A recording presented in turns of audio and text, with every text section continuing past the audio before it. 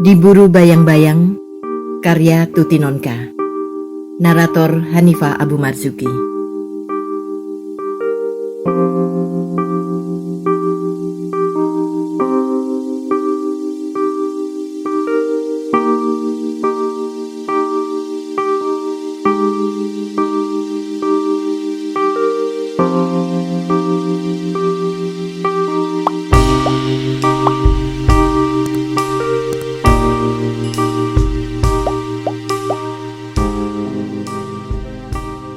Sepeninggal ibu, kembali pikiranku dipenuhi oleh Warni, suami dan anaknya. Tidak lama mereka hadir di antara keluarga kami, tetapi apa yang terjadi selama waktu itu sungguh sukar terhapus dari kenanganku, terutama karena aku ikut terlibat dalam sebab-sebab kemalangan mereka. Sudah setahun lewat Warni dan Topo, anaknya, pergi dari rumah kami. Tapi saat terakhir kali aku melihat mereka pamit, rasanya baru terjadi kemarin. Masih segar dalam ingatanku wajah Warni yang sedih dan kuyu, juga mata Topo yang menyala oleh dendam dan sakit hati. Bahkan masih kuingat baju warna biru bergaris putih yang dipakai Warni pada saat itu. Ikat rambutnya, pucat pipinya, suram matanya. Mata itu, ya Allah, mata itu. Aku melihatnya, belum lama, sudah berubah menjadi kelereng yang hampa dan mati. Tetapi mata itu adalah mata yang dulu, yang selalu menatap hidupnya dengan suram dan putus asa. Aku merasa jiwa dan tubuhku terbelah. Hatiku pecah terberai-berai. Sekarang ku kenali wajahnya.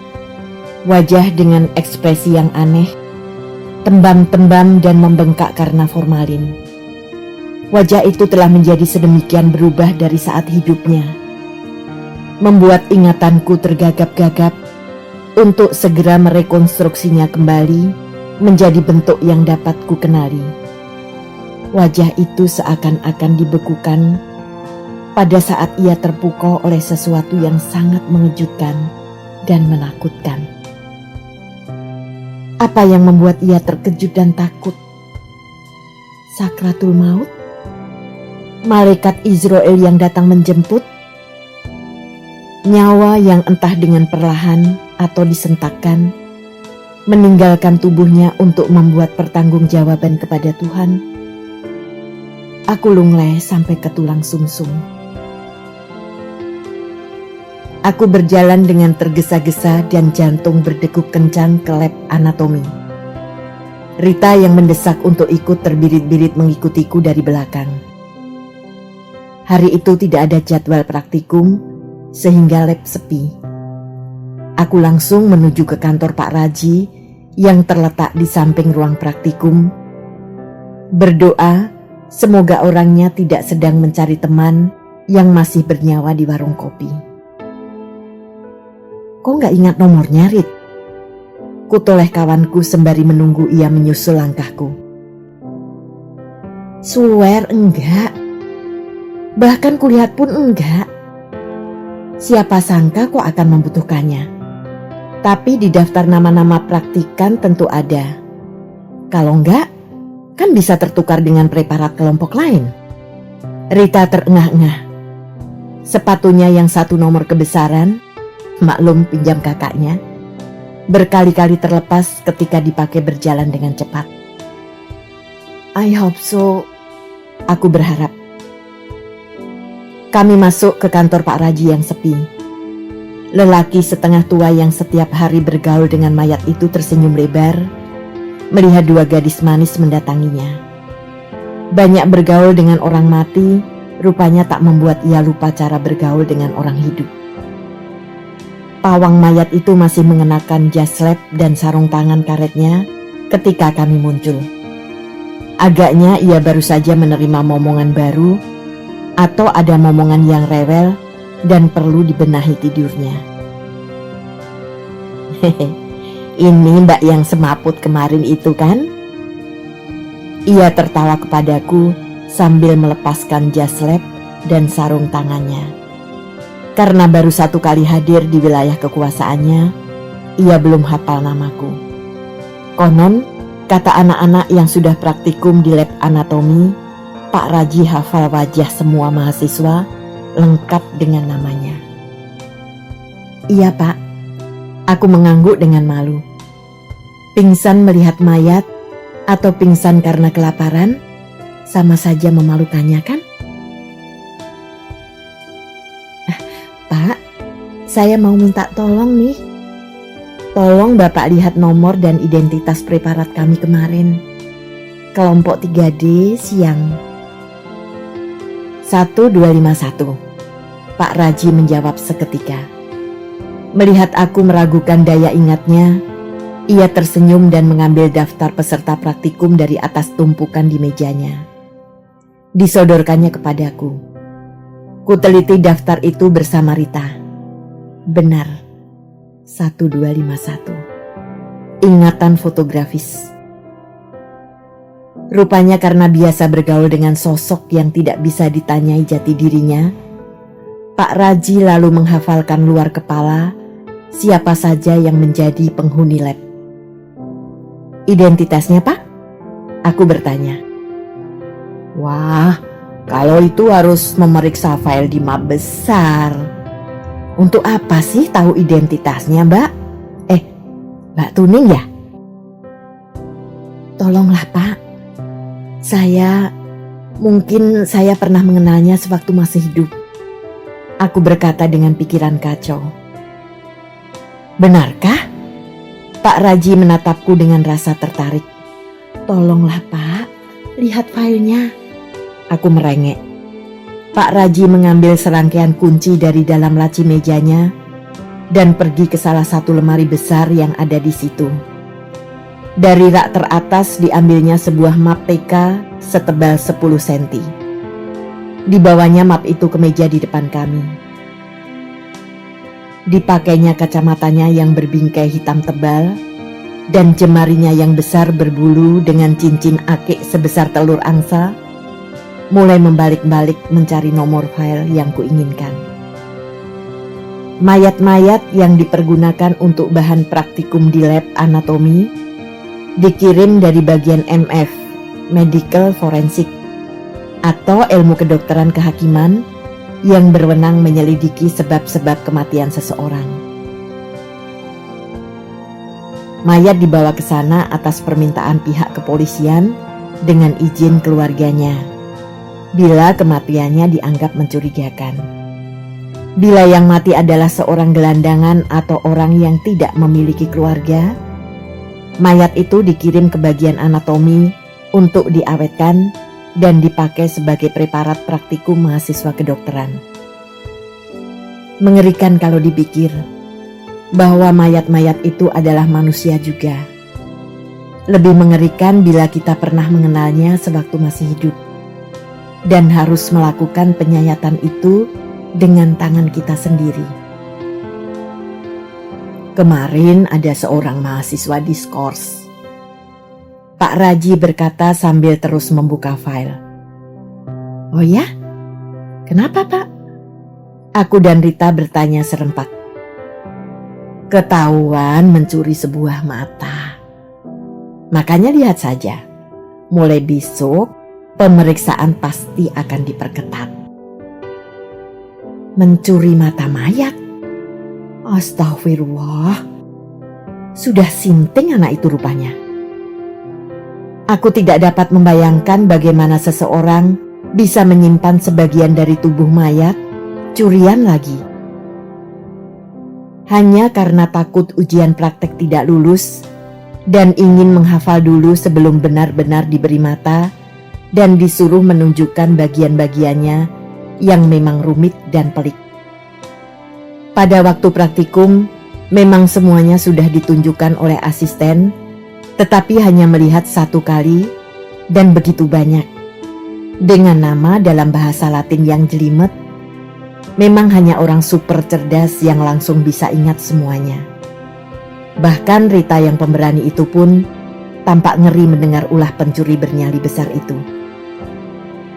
Nah, Ini dia. Pak Raji melepaskan kacamatanya dan menyodorkan map tebal itu kepadaku. Kuterima map yang tebal dan berat itu dengan tangan sedikit gemetar. Hampir semua mayat yang datang dari bagian MF tidak mempunyai nama karena memang tidak dikenal. Kecuali bila mereka mati dengan sebuah tanda pengenal melekat di tubuhnya. Tetapi itu jarang terjadi. Kalau ada, biasanya tetua kampung tempat ia tinggal diberitahu dan diminta memakamkannya dengan baik-baik. Kuperiksa file nomor 1251 itu dengan jantung berdentam-dentam. Nama dan alamat tidak diketahui. Umur sekitar 35 tahun. Diketemukan pada tanggal 26 Agustus 1983 di pinggir rel kereta api di Desa Bendo, Kecamatan Tegalwangi, Klaten. Identitas pada saat ditemukan, rambut panjang diikat satu, memakai baju biru bergaris putih, sandal jepit kuning, dan memakai cincin imitasi berbentuk jantung hati warna merah. Sebab kematian, kemungkinan kecelakaan, dibunuh atau bunuh diri dengan melompat dari kereta api. Data selebihnya tak dapat lagi kubaca. Pikiranku kalut dan hatiku pepat. Rambut diikat satu, baju biru bergaris putih, sandal jepit kuning, cincin imitasi dengan mata jantung hati warna merah. Hadir dengan nyata dalam ingatanku bagaimana Warni mengenakan semua itu pada saat pamit dari rumah kami. Tak mungkin aku melupakannya, sebab cincin imitasi dengan mata berbentuk jantung hati merah itu pemberian Mbak Rini, dan baju biru bergaris putih itu adalah bekas milikku yang kuberikan padanya. Warni ditemukan meninggal pada tanggal 26 Agustus 1983, hanya sehari setelah meninggalkan rumah kami. Apakah ia sedemikian putus asa dengan hidupnya, sehingga sampai pada keputusan untuk mengakhiri hidupnya yang syarat dengan kesengsaraan? Ataukah ia dibunuh? Apa sebabnya? Dan siapa yang membunuhnya? Di mana Topo? Apakah anak itu tidak tahu ketika ibunya jatuh dari kereta api? Atau justru dia sendiri yang mendorong ibunya hingga menemui ajalnya? Di mana tas pakaian dan bekal uang yang diberikan ibu kepada Warni? Dan di mana Topo sekarang? Ya Allah, mengapa semua berakhir begitu tragis? Bagaimana? Kau mengenal dia? Rita membuyarkan kepiluan yang tengah menenggelamkanku. Hampir tak sanggup aku mengangguk. Siapa? Di mana kau mengenalnya? Rita mendesak. Kutenangkan pikiranku dan kujawab pertanyaannya dengan tersendat. Namanya Warni. Ia dan keluarganya pernah tinggal di rumahku. Oh, Rita berseru tertahan. Sejenak kami kehilangan segenap kata-kata. Menurut peraturan, sebelum seorang mayat diperbolehkan dipakai sebagai bahan praktikum, harus diumumkan terlebih dahulu di surat kabar sebanyak 3 kali. Dan ditunggu selama 3 bulan. Bila sampai batas waktu yang ditentukan tidak ada keluarga atau orang yang datang untuk mengambil, mayat tersebut menjadi milik laboratorium anatomi dan dapat dipergunakan sebagai bahan praktikum. Dari laboratorium anatomi, mungkin orang akan terkejut mengetahui betapa banyak orang yang meninggal dan tidak dikubur oleh sanak keluarganya. Mayat ini sudah melalui prosedur yang sah. Pak Raji mengusik kesunyian kami. Aku mengangguk lesu. Kami tidak mengetahuinya. Kalau kami tahu, pasti kami ambil. Sekarang sudah terlambat kan, Pak? Aku berkata, sudah tidak bisa lagi. Apalagi sudah dipakai untuk praktikum. Tidak apa-apa, Mbak. Sekalipun jasadnya tidak mendapat tempat yang layak, tapi mayat ini masuk surga. Bukankah ia berkorban demi ilmu, dan mencari ilmu adalah perintah Tuhan? Pak Raji berkata, aku tak tahu apakah ia hanya berolok-olok atau berkata dengan sesungguhnya. Apapun yang benar, aku berterima kasih ia mengucapkannya untuk menghiburku. Kutoleh Rita yang masih termangu-mangu. Jadi benar perasaanku ketika pertama kali melihatnya. Aku merasa mengenal mayat itu. Dan itulah sebabnya aku pingsan ketika harus menyayatnya. Aku harus bertukar dengan anak dari grup lain. Rita mengangguk. Aku mengerti perasaanmu. Nanti ku antar kau menemui asisten. Rasanya aku pun jadi takut melihat mayat itu. Kita bersama-sama saja pindah, Ning. Aku menoleh kepada Pak Raji yang masih saja terbengong-bengong. Terima kasih, Pak. Syukur saya mengetahuinya sebelum terlanjur.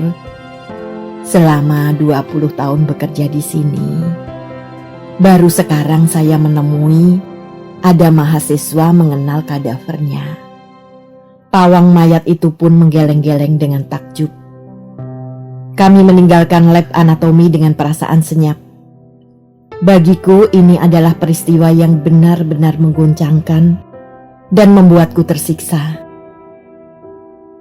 Adakah ini balasan Tuhan untuk dosa yang pernah kuperbuat terhadap keluarga itu?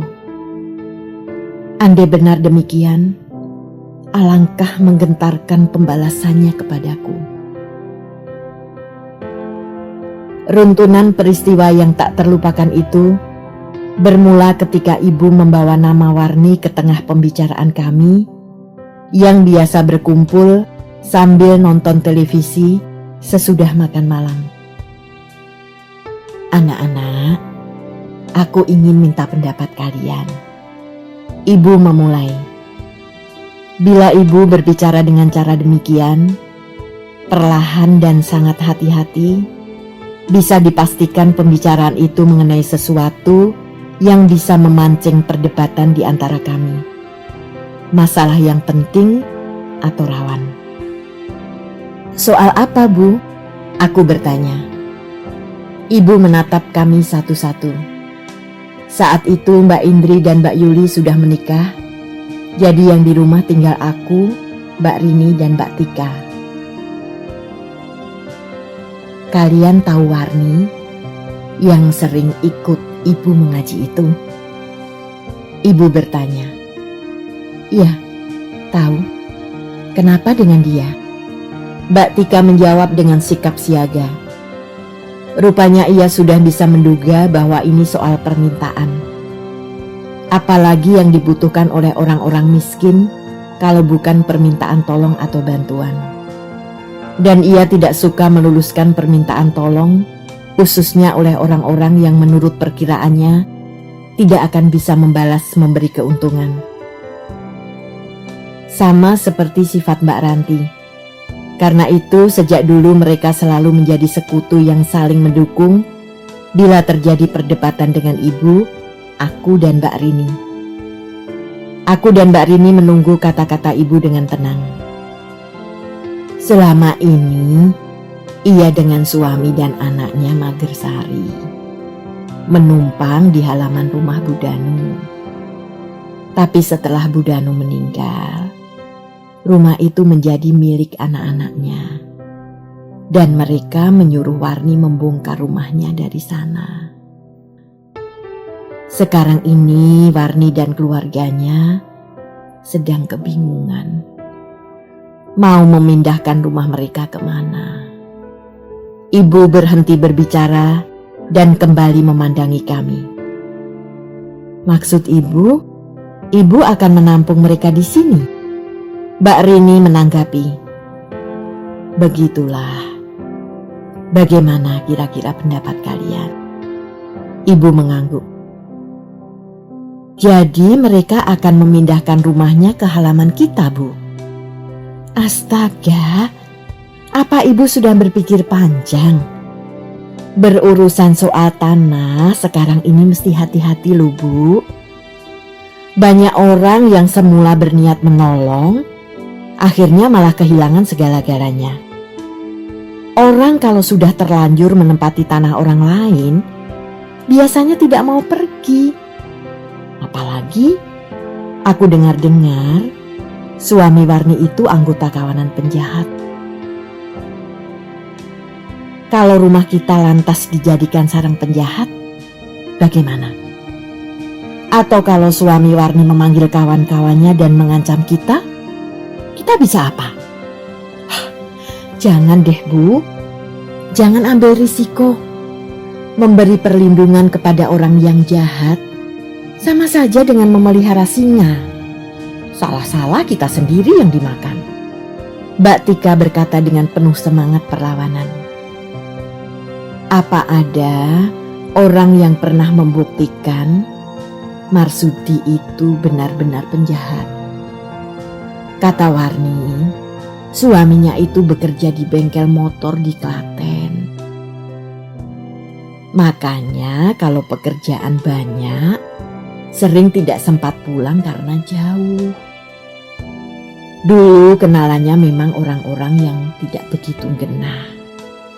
Tapi sekarang tidak lagi. Jangan cepat menuduh kalau tidak tahu betul kenyataannya. Nanti bisa menjadi fitnah yang mendatangkan celaka. Ibu memberi pembelaan dengan bumbu-bumbu petuah yang sudah menjadi sifat khasnya.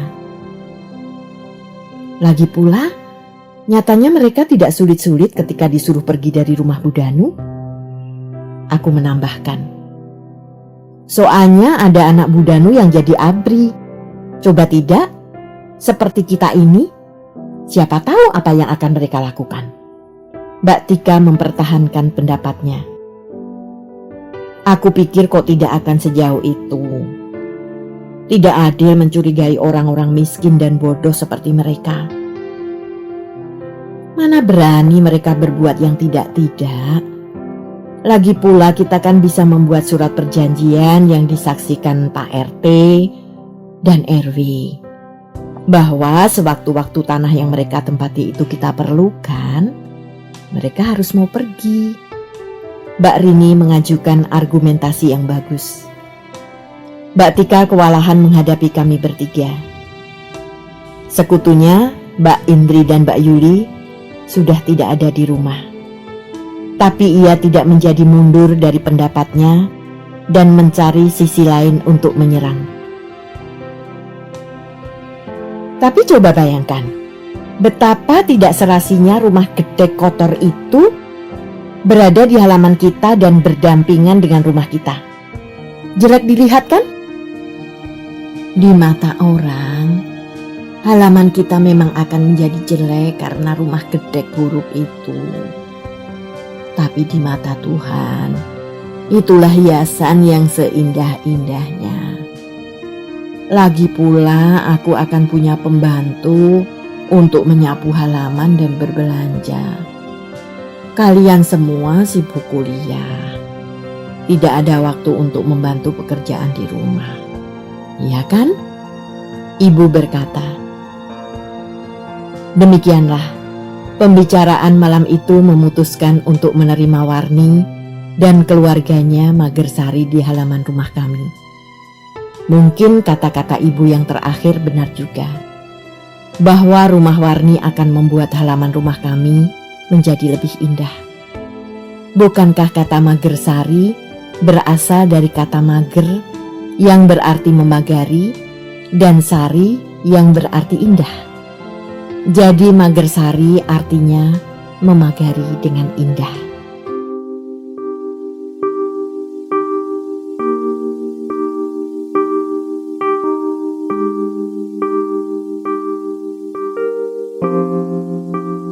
Terima kasih telah menikmati cerita ini. Tuliskan saran atau komentar di bawah untuk memperbaiki channel ini. Jangan lupa tekan tombol subscribe, like, and share.